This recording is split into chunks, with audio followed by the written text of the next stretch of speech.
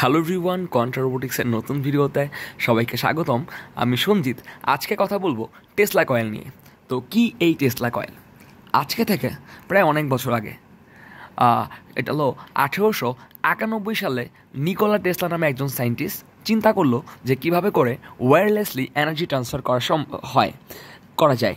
তো সেই চেষ্টা থেকেই উনি হাই ফ্রিকোয়েন্সি অ্যাপ্লাই করে এবং এসি কারেন্ট ইউজ করে উনি এমন একটা সিস্টেম তৈরি করলেন যাতে করে অনেক দূর দূরান্তে ওয়্যারলেসলি মানে তারবিহীন বিদ্যুৎ পাঠানো সম্ভব। সো আমরা দেখতে পাচ্ছি আমার কাছে কতগুলো টেসলা কয়েল আছে। এটা একটা টেসলা কয়েলের কিট এবং এটা আমার বানানো একটা টেসলা কয়েল।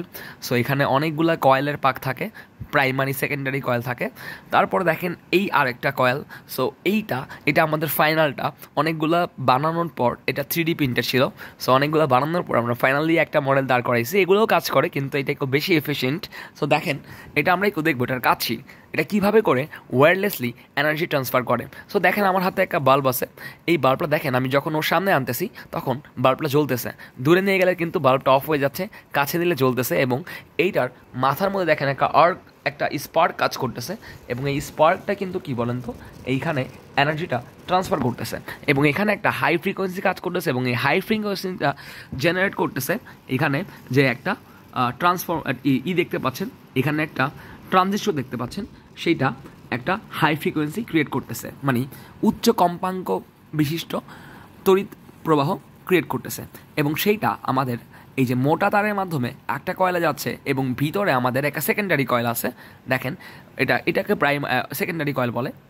আচ্ছা, অনেকে এটাকে প্রাইমারি কয়েল বা এটাকে সেকেন্ডারি কয়েল বলে। যাই হোক, তো ভিতরে যেটা আছে সেটা অনেক চিকন একটা তার। দেখেন আপনারা দেখতে পাচ্ছেন এখানে রোল করে পেঁচানো থাকে এগুলা আর অনেক ভালো করে পেঁচানো থাকে, চিকন, একদম চিকন। দেখেন তার এরকম সেম তার ইউজ করা হয়েছে এবং এখানে প্রায় আমরা 40 গ্যাজেট তার বলে এটাকে, 40 গ্যাজেট তার ব্যবহার করছি। এখানে দেখেন একটা রেডিমেড ভার্সন আছে। সো সেইটাকে আমরা আমাদের মতো করে বানাইছি। সো এটার দেখেন এই যে স্পার্ক হচ্ছে এবং এইটার সামনে যখন আমরা এরকম যে এসি বাল্বগুলো আছে সেগুলোকে নিয়ে যাব, দেখেন এটা জ্বলতেছে। তো ওর যে ইলেকট্রিক ফিল্ড আছে ওর কাছাকাছি নিয়ে গেলে দেখেন জ্বলতেছে। আমি দূরে আনলে কিন্তু জ্বলতেছে না, বাট কাছে নিয়ে গেলে কি বলেন তো জ্বলতেছে। সো আমি লাইটটা অফ করলে আর একটু ক্লিয়ারলি বোঝা যাবে। আমি যখন লাইটটা অফ করব, সো লাইট অফ করার পর দেখেন এখানে কিন্তু 220 ভোল্টের বাল্ব এটা। সো 220 ভোল্টের যে বাল্ব আছে সেইটা এভাবে করে জ্বলবে। সো লাইটটা অফ করলে ক্লিয়ারলি বোঝা যাবে। সো দেখেন এই যে কাছে নিচ্ছি লাইটটা কত ইজিলি জ্বলতেছে এবং আমি দূরে নিচ্ছি লাইটটা অফ হয়ে যাচ্ছে, কাছে নিচ্ছি জ্বলতেছে, অনেক ব্রাইটলি জ্বলতেছে দেখেন।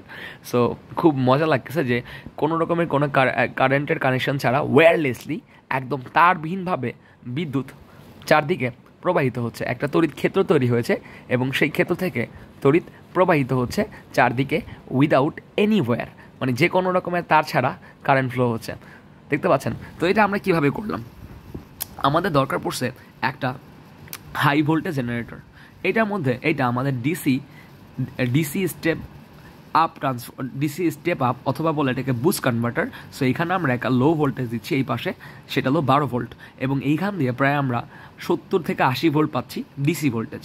ওকে, এবং এটাকে বুস্ট করতেছে এই অ্যাম্পলিফায়ারটা, মানে এটাকে বলবো বুস্টার বা বুস্ট কনভার্টার বলবো, DC two DC boost converter.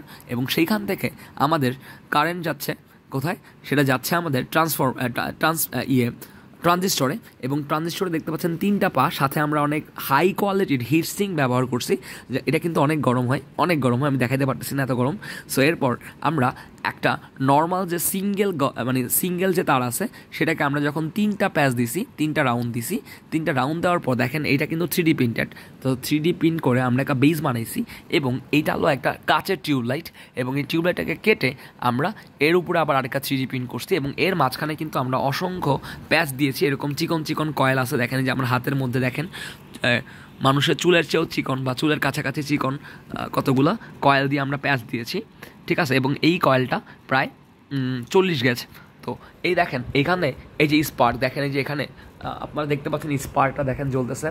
এই দেখেন স্পার্কটা কী কালার বলেন তো? স্পার্কটা অ্যাকচুয়ালি এখানে বেগুনি কালার দেখাচ্ছে।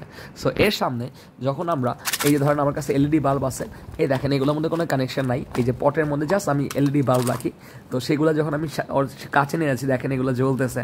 সো ওর যে ইলেকট্রিক ফিল্ড আছে সেগুলোর কারণে এগুলো জ্বলতেছে। তো এটা একটা বিশাল ইলেকট্রিক ফিল্ড তৈরি হচ্ছে এবং যার ফলে সে ওয়্যারলেসলি কারেন্ট ফ্লো করতে পারতেছে। তো এইখান থেকে কিন্তু আসলে তারবিহীন এনার্জি ট্রান্সমিশনের যে কনসেপ্টটা সেটা কিন্তু ডেভেলপ হয়েছে।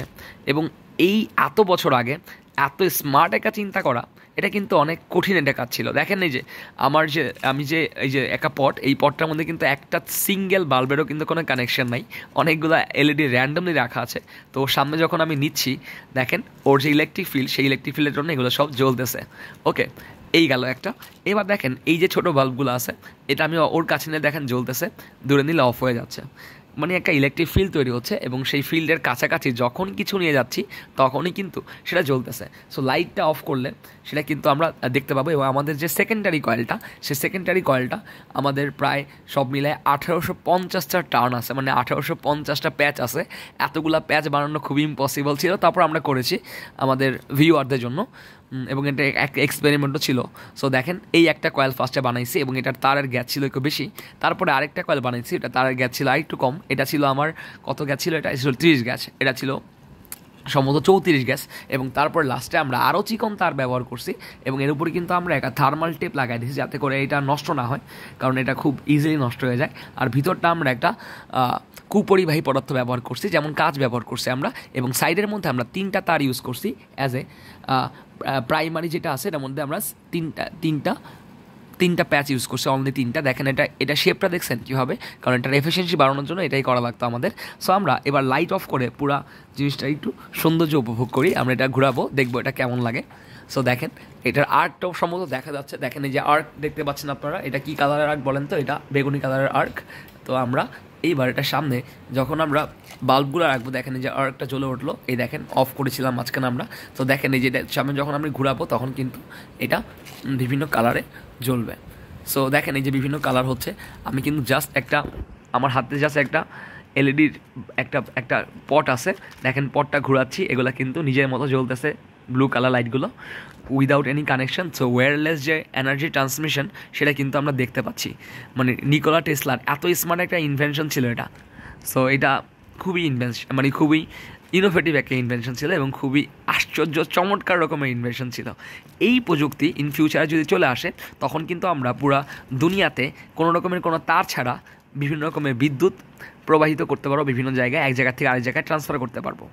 মানে ধরেন এরকম যদি বাস্তবে হয়ে যায়, তখন দেখা যাবে কোনো গাড়িকার চার্জ করার জন্য কোনো কানেকশন লাগবে না।